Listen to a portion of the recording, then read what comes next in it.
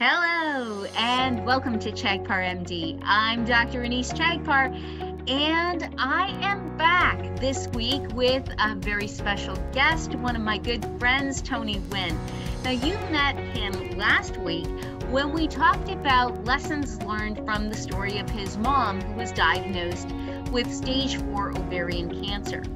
But Tony is a breast surgeon down in Florida, a place where many of our more, shall we say, mature patients reside. And I thought that it would be a good thing for us to talk to him about some of the special considerations we have for dealing with breast cancer in the elderly. So what do you say? Let's get started. Hi, Tony. Welcome back. Hi, Anise. Thanks for having me back. Pleasure to be here. So, Tony, you know, when we think about breast cancer, we know that the incidence of breast cancer increases as one gets older. And with you down in Florida, I know if I'm going to retire, I would love to retire in a place like that, where you can certainly see a lot of more mature patients. So talk to us a little bit about the considerations in the elderly patients. I mean, do you treat breast cancer the same as in a patient who might be 40 or 50 when that patient is 70 or 80? Well, thanks, Anissa. Great question, and thank you for that introduction. So yes, disclaimer, I currently live and work in Florida. Another disclaimer is I'm relatively new to Florida. It's only been my 4th year here in Florida. And yes, I do treat and see a lot of patients in their late 60s to, my oldest patient so far now is 101 years old. Very healthy lady, by the way. So we do have a very special population here in Florida of a lot of retirees. Our motto down here is live where you go to vacation. So people tend to be quite happy with the nice sunshine down here. Back to your question about how to treat breast cancer in a 40-year-old versus someone per se in their 70s. And no, I definitely don't treat breast cancer the same way. My conversations, although they're very, very long and sometimes much longer in the older population, as you say, are much different in different populations. Breast cancer, as we all know now, is not one disease. It's several different diseases, different subtypes, different methods of spread, different methods of recurrence, different treatments, different recommendations as far as radiation or long-term treatment is considered. And the other difference is age. Younger people tend to have more aggressive disease. They also have more to lose. They have if you extend their life expectancy out, they have potentially 40 to 50 years left of life to live. And what I tell a lot of my younger patients is the worst thing about you is that you're too young, and that you have a lot of years to just sit around and wait for this cancer to come back if we don't treat this correctly the first time. In the older population, now, older populations tend to be a little bit more diverse. You could have somebody who's not in the best of health, who's maybe in their late 60s. They have a failing heart. They could have Alzheimer's. They could have various of other diseases or conditions that may not live until they're 80. And you have a lot of patients that are like my 101 years old. She goes out and she lives alone and she works and she still volunteers. So there's a huge diversity in terms of what you would call older. So I don't treat age per se. I treat the patient and how functional they are and what are their goals and what are their expectations, because not everybody is the same, no matter what age you are. But especially in the older population, I find that their goals are also very diverse compared to the 40-year-old who's, typically a working mother, caretaker for a parent or two. And so the older population sometimes don't have as much, medical reserve, and they have a little bit more conditions that impact their lifestyle and impact their life expectancy. So in the older population, the reverse is true. A lot of these cancers are indolent or low-grade cancers that typically what we find is that these cancers won't typically be the cause of their mortality, especially when they're caught early. They will die of something else. And so let's kind of take that whole spectrum of management of breast cancer from the very beginning to the end and see what are kind of the nuances when we're thinking about the elderly population. So the first is screening. When we think about screening, and there are a whole bunch of different guidelines out there with regards to breast cancer screening, and I'll link to a video here that we did on breast cancer screening. But as you can see in that video, when to stop doing your mammograms really varies. Some say you should stop at 70, some say 75, some say when you've got 10 years of life expectancy left, as though we all have a crystal ball. So, Tony, what do you tell your patients in terms of screening?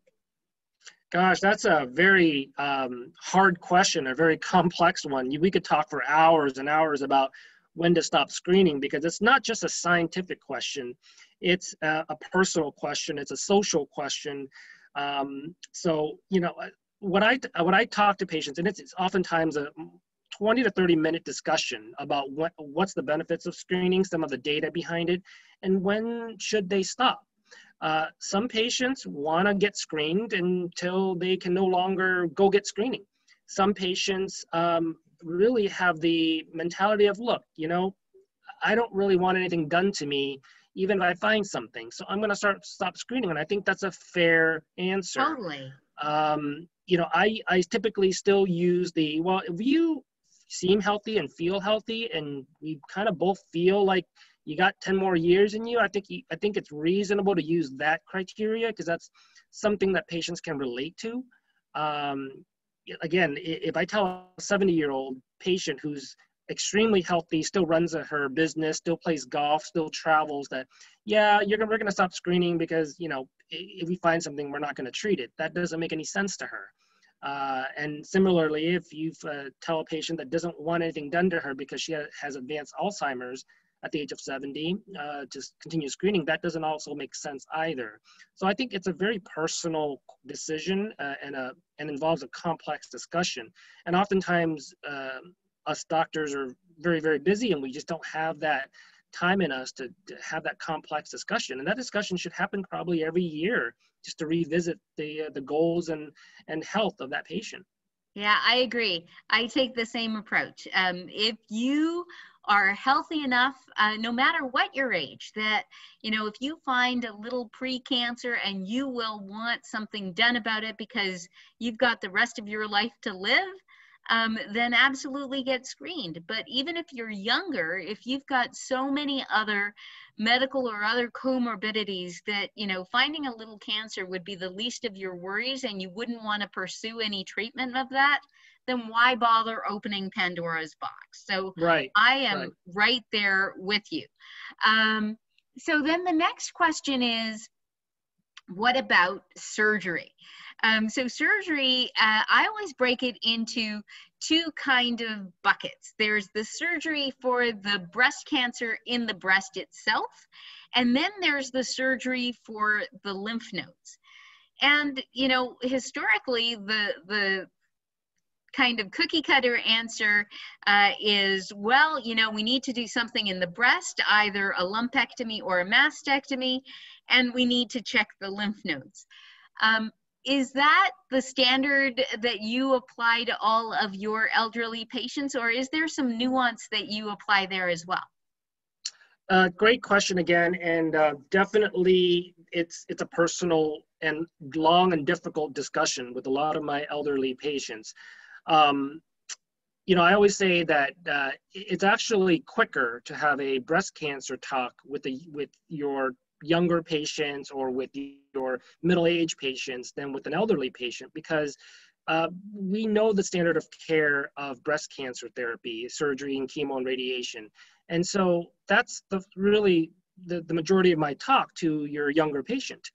In the older patient, I also talk to them about the standard of care. And then the second half of my talk is why maybe we shouldn't do what is considered the standard of care because of a lot of data that has emerged in the last 5 to 20 years, looking at, does the standard of care apply to older patients?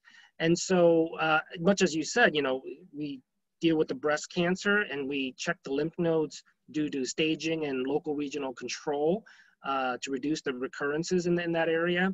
In the older population, especially when they have a 5 millimeter or a 8 millimeter cancer that's a grade 1 out of grade 3, not very aggressive cancer.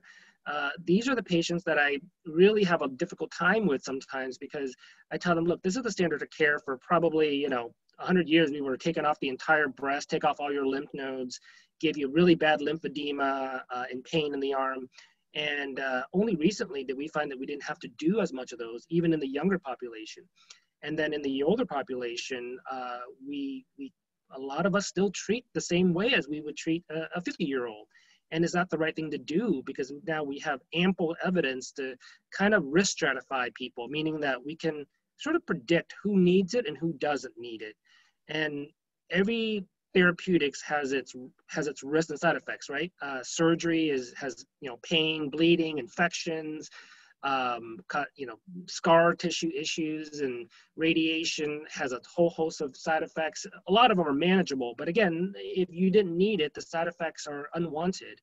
And so my conversations with older patients tend to be a little bit more complex, actually, because I discuss with them what we can sort of pick off as far as not do, and they would still get the same oncological outcome.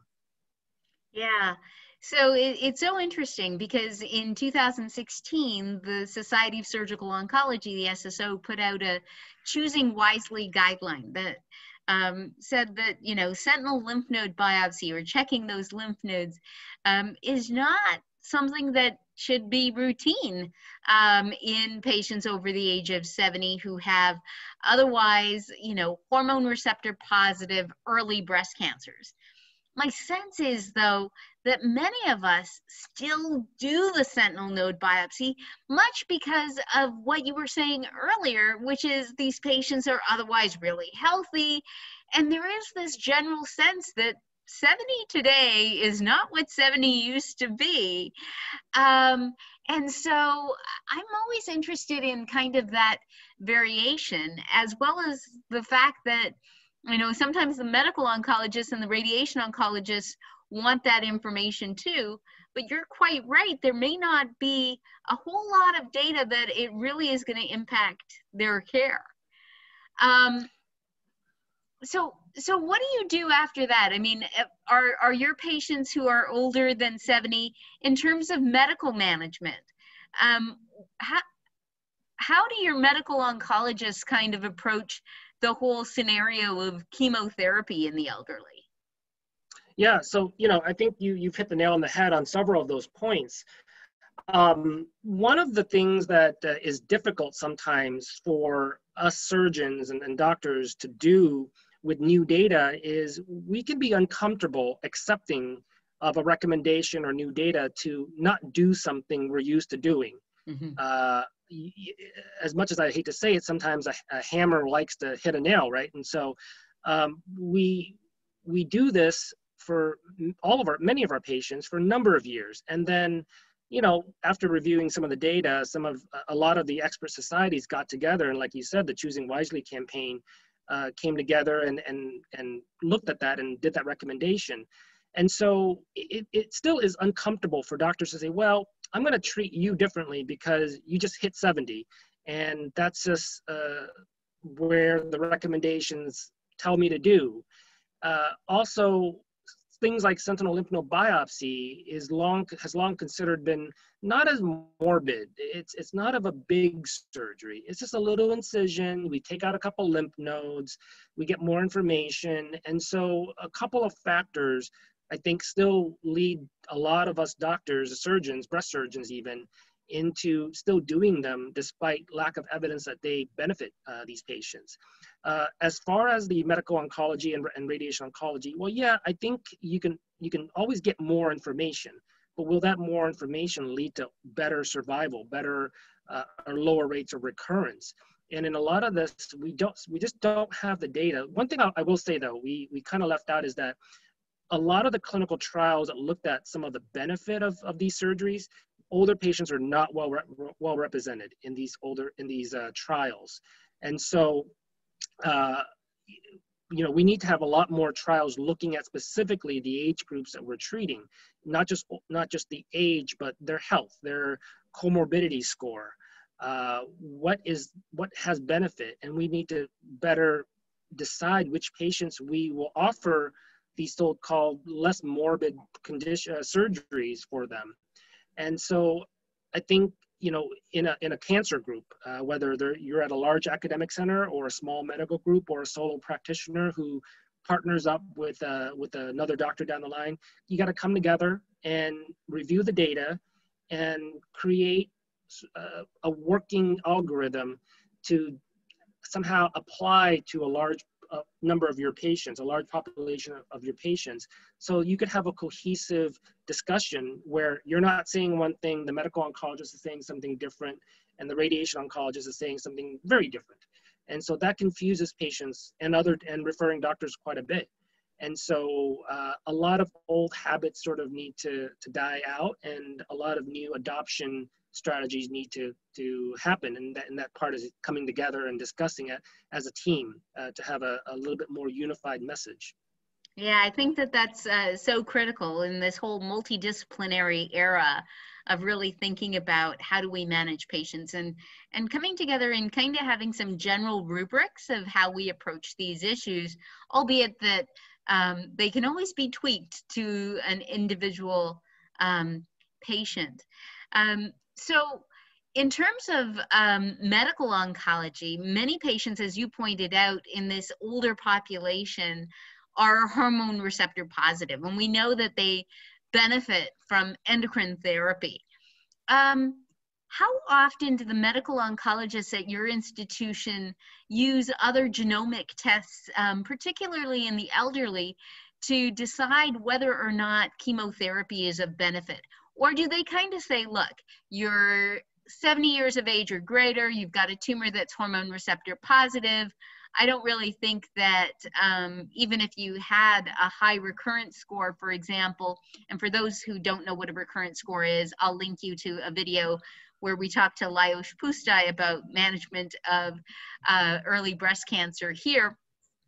But how often do they actually use something like a recurrence score or a mammoprint or something like that to kind of guide chemotherapy decisions? Or have people really kind of gotten into the sense of endocrine therapy is really where it's at for patients over the age of 70? Yeah, no, another great question. So historically, patients who had a tumor size of 1 centimeter or over got chemo. That's how it was. It was much easier back then when you kind of did the, what I tell patients, what we do is the eyeball test. Yeah, your tumor is a little bigger, your grade's a little higher, you're a little younger, so yeah, you'll get chemo. So we sort of did a little bit of an eyeball test to determine that. These days, as you mentioned, we have real level 1 evidence of genomic testing, looking at specific genes within the tumor to determine a recurrence score or a high risk score, or the likelihood that a cancer, no matter if it's the size of a dime or the size of a $50, will have a likelihood of coming back as a local recurrence or as distant recurrence. And so it's been a challenge, I think, at a lot of institutions, and ours is not an exception to that, to somehow incorporate the clinical data that we get, again, the age, the grade, the size of the tumor, lymph node status, in combination with a test that, we don't really have a good grasp on. We know that it's level 1 evidence. We know that a lot of research and data and long-term follow-up is included in that test, but how do we balance the clinical data with the genomic data and put it all together, and then add in the patient's health, age, and comorbidity, and then also add in their goals and wishes, because cancer, and especially breast cancer, is a shared decision-making. Some patients are okay with a 15% recurrence risk. Other patients want it all the way down to less than 1% if you can get it. And so you got to have to talk to the patient individually. At our institution, we've come a long way. We've evolved a little bit every few months, and we come together to discuss it as best as we can. We're trying to get rid of our old habits, our old traditions, and I think we're using a combination of the clinical data plus the genomic data plus what the patient really has their goals and wishes. So I think it's kind of like a three-prong consideration when you're just offering chemotherapy to these patients. So we don't do genomic testing on every single patient with early breast cancer, but we generally do it on patients above 1 centimeter. The NCCN guidelines recommend above 5 millimeters, but and in patients with high risk features like a grade 3, a lower morbidity index, and the patient is acceptable of chemo, then we'll also test that patient. But generally, we combine a lot of clinical data to the genomic data. Right. I mean, it doesn't seem to make sense to do the test if patients have already decided that they're not doing chemo. Right. And or if you've decided that they really physiologically can't tolerate chemo, which brings me to the question of, how often in your institution is a geriatric risk assessment done prior to chemotherapy or prior to surgery? I mean, some people have talked about doing these assessments to really look at fitness of the elderly patients. And I'm not sure how much that has really taken off in terms of actual clinical practice. Yeah, again, excellent question. We've been talking about this probably for over 5 years now. There's enormous data out there of geriatric oncologic treatment. A couple of giants in the field have really published a lot on this, and there's a lot of risk scores and calculators out there. I'll be honest, I mean, we haven't done a great job as far as assessing for surgery, because most of our surgeries are low risk or low morbid procedures if they're just consisting of lumpectomies. There's no surgeries that are free from risk, obviously. As far as chemotherapy, we do have a risk assessment or a geriatric assessment on each individual patient to assess whether they will have a likelihood of completing the chemotherapy, what kind of resources are available to them, should they run into side effects or issues at home, because most patients on chemo will have some issues at some point in time. Nobody escapes chemo, issue-free. But I think there's a large potential area to improve everywhere, really. I know in the abdominal or GI surgery arena, the data is emerging explosively regarding the pre-rehabilitation of patients and the post-rehabilitation of patients to improve on 30-day morbidity and mortality outcomes. And I think that's, we can definitely learn a lot from those folks and our colleagues. Yeah.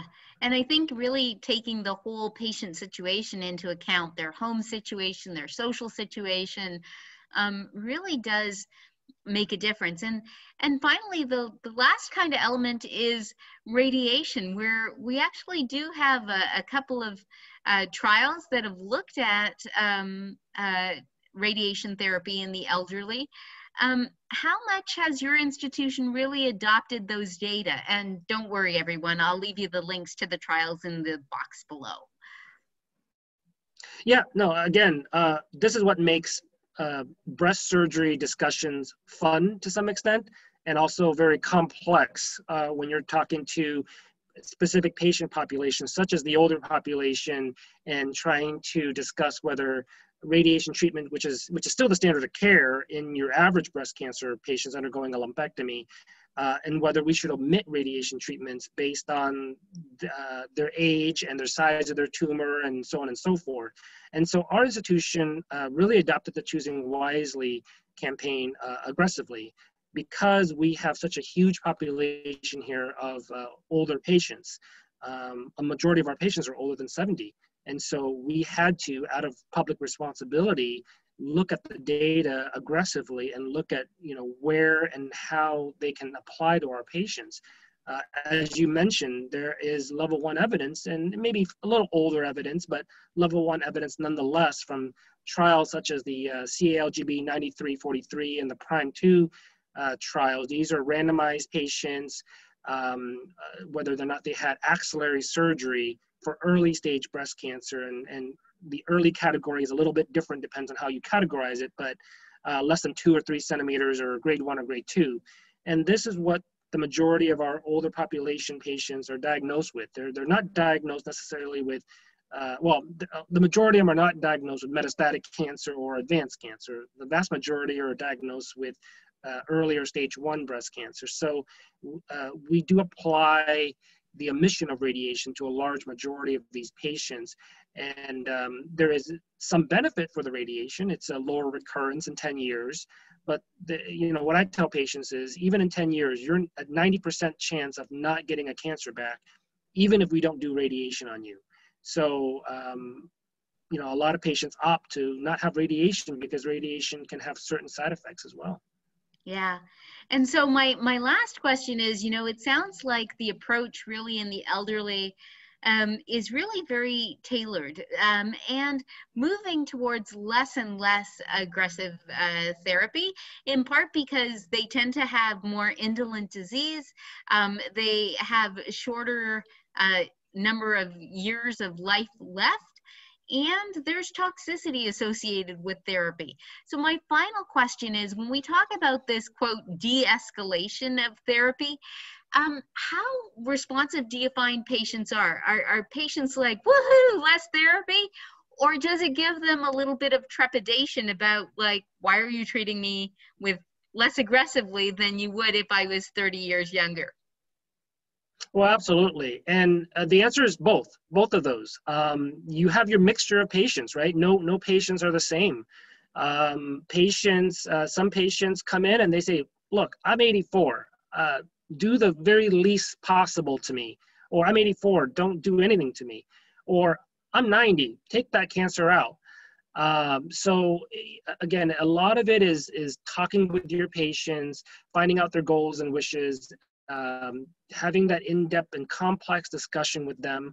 And a lot of patients will understand the data if you present it in a way that you can kind of simplify the end results, meaning that I tell patients, look, you probably won't die from breast cancer, no matter what we do to you.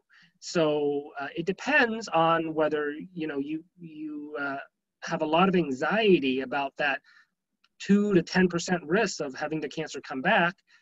But look at it this way. Again, you're 90% likelihood that you won't have the cancer come back, and you're 99% likely that you won't die from this, no matter what we do.